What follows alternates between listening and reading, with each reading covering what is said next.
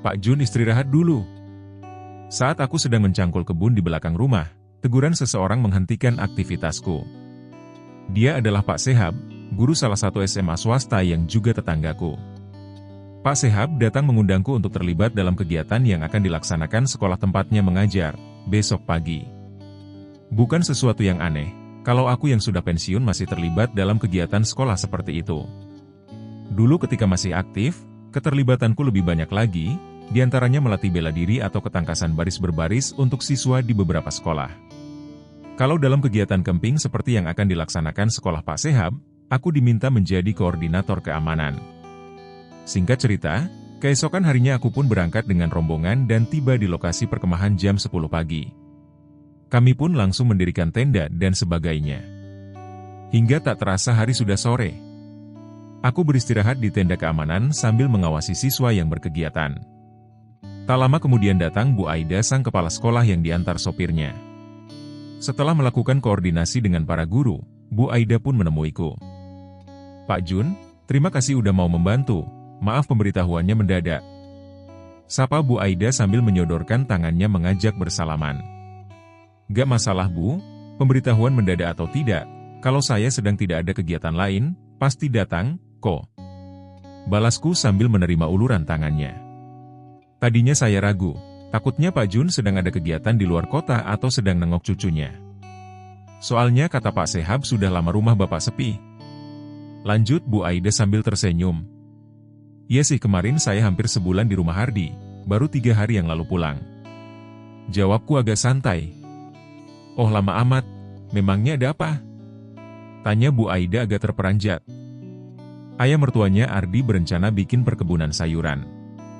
Saya diminta bantuan untuk survei lokasi, jawabku. Oh syukurlah, jadinya kegiatan Pak Jun makin padat, balas Bu Aida sambil sedikit terkekeh. Lantas kami pun lanjut dengan obrolan ringan, menyangkut Ardi anak keduaku dan Nadia anaknya Bu Aida. Saat SMA hingga kuliah, Ardi menjalin hubungan dengan Nadia. Hubungan mereka sudah sangat dekat, aku bahkan sudah yakin kalau Nadia akan jadi menantuku. Namun takdir berkata lain. Nadia menikah dengan Dito, lelaki yang masih saudara ayahnya, katanya dijodohkan. Ardi yang awalnya sempat drop akhirnya bisa move on juga. Ardi dan Nadia pisah baik-baik, hubungan kekeluargaan kami pun tetap terjalin dengan baik, walau Bu Aida masih sering meminta maaf atas kejadian yang tidak mengenakan di masa lalu itu. Sejatinya Bu Aida sangat berharap anakkulah yang jadi menantunya. Jadi boleh dikatakan Bu Aida ini adalah besan yang tertukar. Setelah itu Bu Aida kembali ke tenda guru untuk mengkondisikan segalanya. Harus kuakui Bu Aida yang sudah berusia setengah abad ini terlihat masih sangat segar, anggun dan berwibawa dengan pakaiannya yang senantiasa rapi dan tertutup. Dari kejauhan aku terus memperhatikan Bu Aida yang terlihat semakin tua semakin menarik. Mungkin karena jarang bertemu sehingga agak pangling, atau karena otakku yang mulai selalu kotor setelah kenal sangat dekat dengan ibu mertuanya Ardi. Entah mengapa, semenjak kenal sangat dekat dengan ibu mertuanya Ardi, aku jadi sedikit perhatian terhadap wanita-wanita paruh baya yang ada di sekitarku, terutama yang memiliki status sosial di atasku. Rasanya mereka sangat menarik dengan keunikannya masing-masing. Dulu ketika masih punya istri, bahkan setelah lebih 4 tahun menduda, tidak pernah sedikit pun kepikiran untuk selingkuh, padahal ketika masih aktif bekerja dan menjadi kepercayaan bos, godaan datang silih berganti termasuk dari istri bos sendiri. Secara fisik, istriku biasa-biasa saja. Namun sikap dan kepribadiannya sangat spesial. Dia tipe istri setia, penuh kasih sayang, pengabdi pada suami dan sangat pandai mengurus rumah tangga serta merawat dan mendidik anak-anak. Jadi tak ada alasan bagiku untuk mengkhianatinya. Jika dia masih hidup, mungkin aku pun tidak akan tergelincir seperti sekarang ini.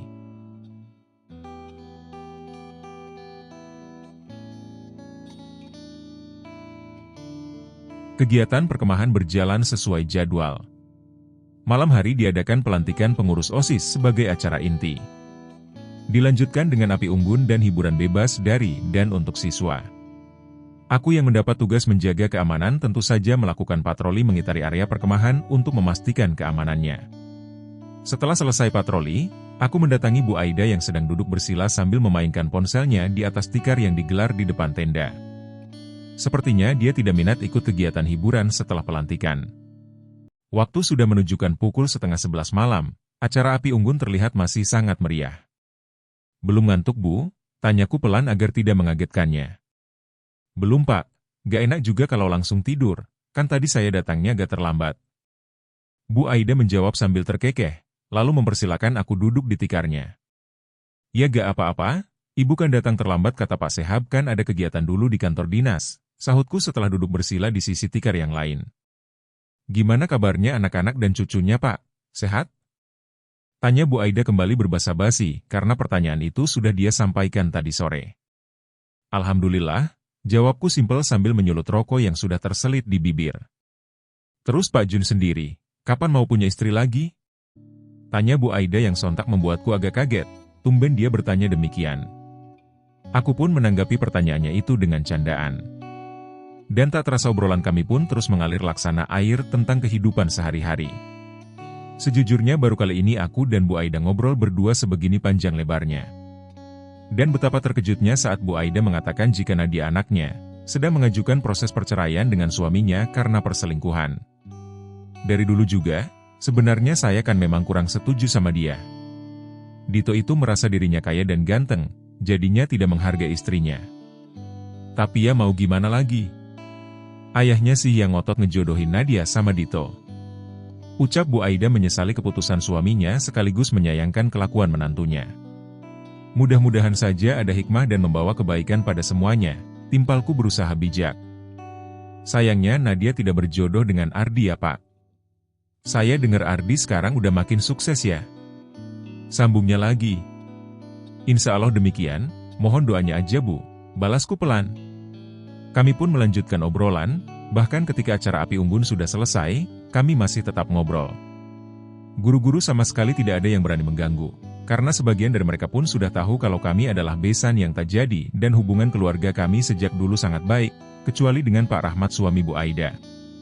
Salah seorang guru malah menyuguhkan kopi dan cemilan untuk melengkapi obrolan kami.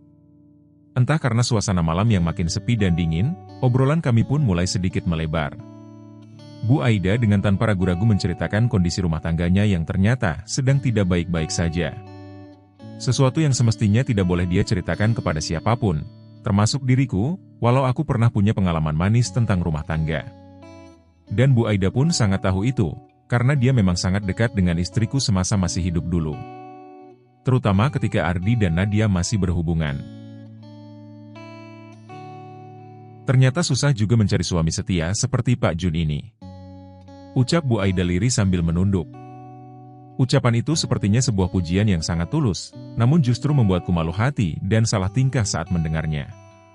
Andai saja Bu Aida menyampaikan pujiannya itu sebulan yang lalu, sebelum aku mengenal lebih dekat ibu mertuanya Ardi, mungkin aku masih bisa membusungkan dada karena bangga. Tapi untuk saat ini, pujian itu malah seperti sindiran yang sangat menohok, karena aku yang dulu bukanlah yang sekarang. Saat ini aku bahkan sangat malu menyandang predikat suami setia atau suami idaman yang biasa disematkan oleh saudara, teman, dan para tetangga. Walau aku pun belum terlalu jauh berhubungan rahasia dengan ibu mertuanya Ardi itu, namun tetap saja aku sudah mulai menodai kesetiaan besanku pada suaminya. Bu Aida melanjutkan ceritanya dengan nada yang semakin terdengar mengenaskan. Dia yang tadi sebegitu kerasnya mengutuk kelakuan menantunya yang gemar selingkuh, ternyata kutukannya itu tak lebih hanya sebagai pelampiasan kekesalan dirinya pada suaminya sendiri. Perselingkuhan Pak Rahmat dengan banyak wanita, ternyata jauh lebih brutal dari menantunya. Bu Aida dengan suaminya ternyata juga sudah lebih dari 3 tahun pisah ranjang. Jika sampai saat ini mereka masih mempertahankan rumah tangganya, tak lebih hanyalah pencitraan belaka. Pak Rahmat yang merupakan pejabat penting sebuah instansi pemerintah, dan Bu Aida yang kepala SMA swasta ternama, tentunya wajib menjaga citra baik di depan semua orang. Dalam 3 tahun terakhir ini rumah tangga Bu Aida dengan Pak Rahmat hanyalah sandiwara yang mereka sendiri tidak tahu, kapan kemunafikan itu akan bertemu ujungnya. Sambil mendengarkan Bu Aida yang terus mencurahkan isi hati dan unek-uneknya, pikiranku sedikit melayang pada kisah suram masa lalu Ardi, anak keduaku. Nadia yang terlahir dari keluarga berada, memang sangat cantik dan cerdas. Prestasinya di sekolah hanya bisa diimbangi oleh Ardi. Sejak kelas 1 SMA mereka bersaing sangat ketat. Namun ketika kelas 3, mereka berubah menjadi partner yang baik, yang akhirnya berpacaran. Sampai saat kuliah pun hubungan mereka tetap terjalin dengan baik walau berbeda kampus. Nadia yang di rumahnya biasa dilayani 2 pembantu, berubah menjadi orang biasa saat berada di rumahku. Dia banyak belajar melakukan pekerjaan ibu rumah tangga kepada istriku, bahkan sudah memanggil mama. Nadia bahkan sudah tapis memasak, mencuci, merapikan rumah hingga membuat kue yang memang merupakan keahlian khusus dari istriku. Aku dan istriku terkadang malu hati. Ardi anak kami yang orang biasa-biasa saja, bisa-bisanya menjalin hubungan asmara yang serius dengan anak seorang pejabat ternama. Kami pun sering merasa cemas, takut hal tersebut malah menjadi bumerang buat Ardi sendiri. Namun setelah bertemu dengan Bu Aida, yang selanjutnya menjalin persaudaraan dengan baik, kecemasan itu pun sirna. Bu Aida, mamanya Nadia, sangat mendukung hubungan mereka, dia bahkan sering memberi hadiah pada istriku. Namun semua itu hanya sesaat saja. Entah setan apa yang merasuki Pak Rahmat kala itu. Ayahnya Nadia itu datang ke rumah kami dengan segala kemarahannya, meminta Ardi untuk segera meninggalkan Nadia. Bukan hanya memarahi Ardi, Pak Rahmat juga menghina dan merendahkan aku dan istriku. Hampir saja aku pun gelap mata. Untung saja istriku bisa meredakan kemarahanku, hingga aku pun sadar diri siapa diriku dan siapa Pak Rahmat. Tak disangka tak diduga, ternyata ketegaran istriku saat itu harus ditebus dengan duka lara. Dia berubah menjadi wanita yang sangat pemurung, lemah, dan sakit-sakitan berkepanjangan, hingga akhirnya menutup mata untuk selama-lamanya. Untungnya, Ardi yang dianugerahi talenta dan kecerdasan di atas rata-rata, bisa menunjukkan jati dirinya. Dia menjadi ASN, bahkan menyelesaikan S2-nya dengan sangat lancar. Lalu menikah dengan Anissa, putri seorang pejabat yang kedudukannya jauh lebih tinggi dari Pak Rahmat, walau beda departemen. Saat ini, Ardi sedang menjalani hidup bahagia bersama istri dan anaknya. Sementara Nadia yang pada awalnya aku kira jauh lebih bahagia bersama keluarganya, ternyata sangat mengenaskan. Aku yang sebenarnya sudah move on dari peristiwa itu, jadi kembali kepikiran. Ikut prihatin dengan nasib Nadia dan mamanya, karena mereka memang orang-orang baik. Pak Jun, sebuah suara yang dibarengi dengan colekan pada pinggang menyadarkan lamunanku. Iya, ada apa Bu? Jawabku gelagapan. Lah Pak Jun ini gimana sih? Dari tadi kok malah bengong aja? Saya malah dikacangin, rajuk Bu Aida. Enggak kok Bu, saya dengerin semua cerita Ibu, jawabku masih agak gelagapan. Masa didengerin? Buktinya pertanyaan saya dari tadi gak dijawab-jawab. Bu Aida masih merajuk. Oh ya, pertanyaan yang mana ya? Tanyaku makin kebingungan. Berarti bener Pak Jun gak dengerin cerita saya. Bu Aida mencibir sambil mencubit sebelah lenganku.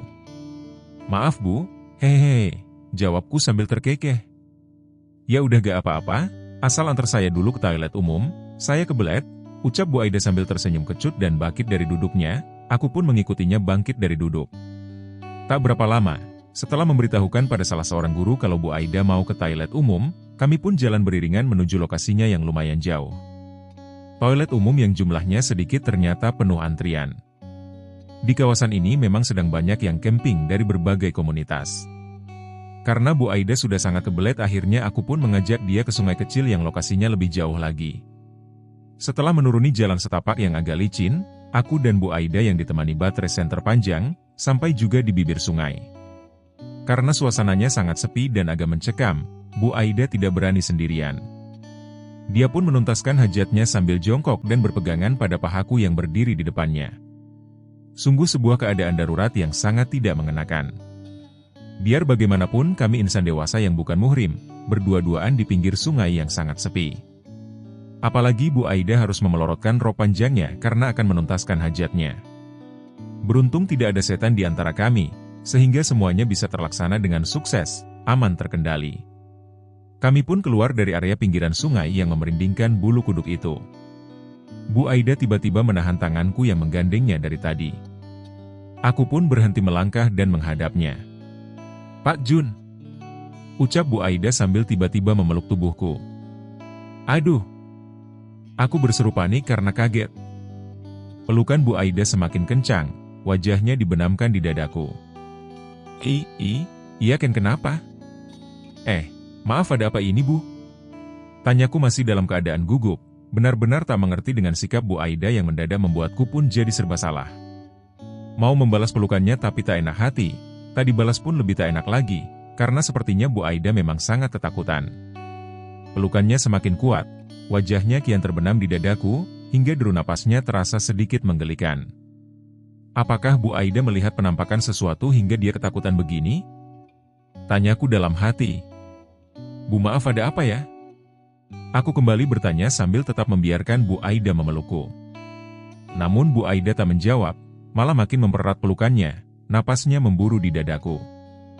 Ada apa dengan Bu Aida? Aku terus bertanya-tanya dalam hati. Sambil membaca doa-doa dalam hati, aku mengedarkan pandangan ke sekeliling, mencari kalau-kalau ada penampakan makhluk aneh yang tadi dilihat Bu Aida. Namun setelah sekian lama pandanganku beredar, hanya ada pepohonan yang tampak menghitam dalam kegelapan dan membisu, serta segerombolan rumput liar dan perdu yang bergoyang-goyang diterpa angin. Ada apa sih, Bu? Aku kembali bertanya sambil sedikit mendorong kepalanya dari dadaku agar kami bisa bertatapan. Bu Aida menjawab dengan gelengan kepalanya, tanpa mengubah posisi malah semakin erat memelukku. Walau sangat ragu-ragu dan canggung, akhirnya aku pun membalas pelukannya demi memberikan ketenangan dan kenyamanan. Hah? Aku berseru dalam hati, mataku terbelalak dengan mulut menganga. Jantungku pun kian dakdikduk tak karuan saat merasakan ada sesuatu di bawah sana yang bereaksi keras. Hal yang tentunya akan sangat memalukan jika sampai Bu Aida mengetahuinya. Aduh! Aku kembali berseru panik dalam hati saat menyadari ada tekanan hangat dan empuk di dadaku. Tekanan yang berasal dari dua bukit kembar yang sontak mendesirkan darahku. Ini bahaya! Ucapku dalam hati. Pak Jun dari tadi gak mau jawab-jawab pertanyaan saya, ucap Bu Aida tiba-tiba, suaranya sedikit bergetar namun sama sekali tak mengubah posisi bersandarnya di dadaku. Maaf, pertanyaan yang mana ya, Bu? Aku balik bertanya bingung, seingatku dia tidak mengucapkan apa-apa. Berarti beneran tadi itu Pak Jun gak dengerin cerita saya, memangnya lagi mikirin siapa sampai segitunya bengong? Tanya Bu Aida sambil mengangkat wajahnya, lalu menatapku dalam keremangan. Mata kami beradu pandang, udara di sekeliling menghangat seiring dengan menghangatnya suhu tubuh kami. Gak mikirin siapa-siapa kok, Bu, tadi saya cuma merasa heran aja. Kok bisa-bisanya ibu mengalami rumah tangga yang seburuk itu?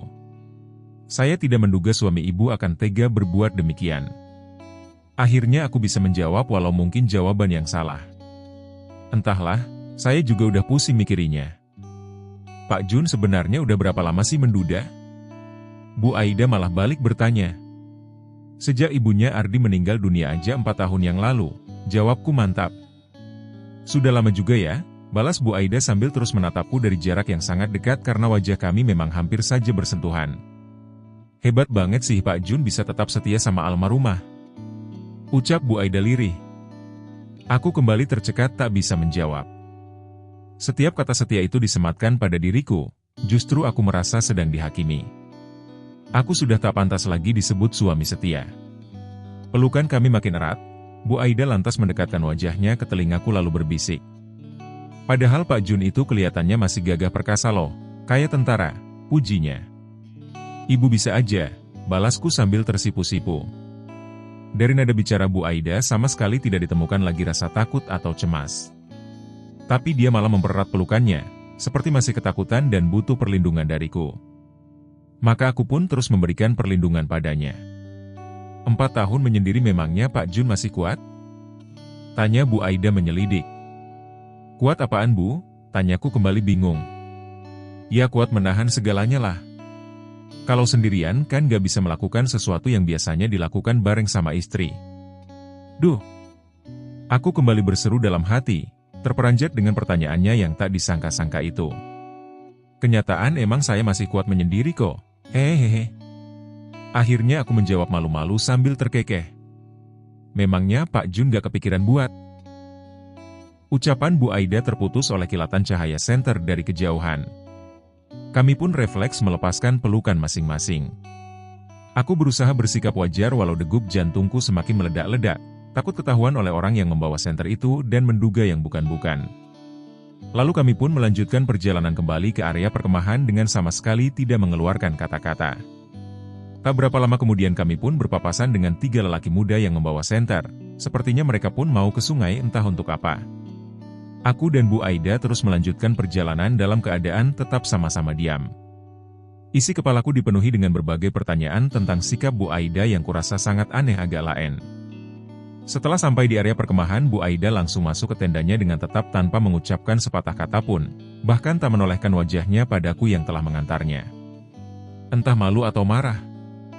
Aku lantas bergabung dengan beberapa guru SMA yang sedang berkumpul mengelilingi api unggun yang sudah mengecil. Pikiranku masih terus dipenuhi dengan berbagai pertanyaan tentang Bu Aida dan sikap anehnya barusan. Ternyata wanita itu memang benar-benar susah dimengerti, kecuali almarhumah istriku yang selalu mau mengerti aku. Sebelum melangkah lebih jauh, sebaiknya kita kenalan dulu. Namaku Ahmad Junaidi atau biasa dipanggil Pak Jun. Usia 60 tahun, pensiunan satpam di salah satu perkebunan karet yang berada di daerah Jawa Barat. Status duda ditinggal mati sejak 4 tahun yang lalu. Mempunyai 4 anak yang kesemuanya sudah menikah dan tinggal dengan keluarganya masing-masing. Mereka bisa dikatakan sudah pada sejahtera. Sudah selama 4 tahun ini aku tinggal hanya sendirian di rumah. Belum kepikiran untuk menikah lagi karena merasa masih belum siap menggantikan posisi almarhumah dalam hatiku oleh wanita lain. Walau aku sudah pensiun dari dinas perusahaan, namun masih aktif dalam berbagai kegiatan kemasyarakatan, sambil memelihara ikan dan mengolah pertanian kecil di belakang rumah. Sementara kebun dan sawahku yang lebih luas digarap oleh tetangga dengan sistem bagi hasil. Kebutuhan hidup sehari-hari dapat terpenuhi dengan baik oleh diriku sendiri, walau keempat anakku rutin mengisi rekening tabunganku setiap mereka sudah gajian. Perlu juga disampaikan, secara penampilan fisik aku memang seperti tentara. Walau usiaku sudah kepala 6 namun postur tubuhku yang tinggi, terlihat masih tegap gagah perkasa. Gigi dan mata masih sempurna, bahkan rambutku yang selalu dicukur ala tentara pun masih hitam legam. Orang yang baru pertama melihatku mungkin akan menduga usiaku baru kepala 4. Sejak masih muda hingga saat ini aku masih rajin berolahraga, jogging masih sering aku lakukan hingga berpuluh-puluh kilometer. Dan yang terpenting, istriku yang wanita sederhana itu benar-benar sangat memegang teguh pola makan dan hidup sehat, sehingga aku dan keempat anakku yang semuanya laki-laki itu tampak gagah dan bugar. Di antara keempat anakku, Ardi dan Iqmal si bungsu yang paling gagah dan tampan. Kata orang mereka berdua itu bagai pinang dibelah dua denganku. Para netizen yang budiman. Bagaimanakah selanjutnya kisah perjalanan hidupku setelah sekian lama menduda dan berusaha tetap setia pada almarhumah istriku? Atau bagaimanakah godaan-godaan dari para wanita-wanita yang sangat menarik itu bisa menggoyahkan keimananku? Mungkinkah seorang lelaki bisa setia, padahal saat ini aku sudah mulai oleng oleh godaan ibu-ibu mertua anakku? Mengapa yang sangat kuat menggodaku itu justru istri-istrinya besanku? Ikuti terus kisah nyata ini sampai tuntas. Jika berkenan silahkan berikan subscribe, like atau komen di channel ini. Sampai jumpa dalam kelanjutan kisah yang makin seru ini. Terima kasih.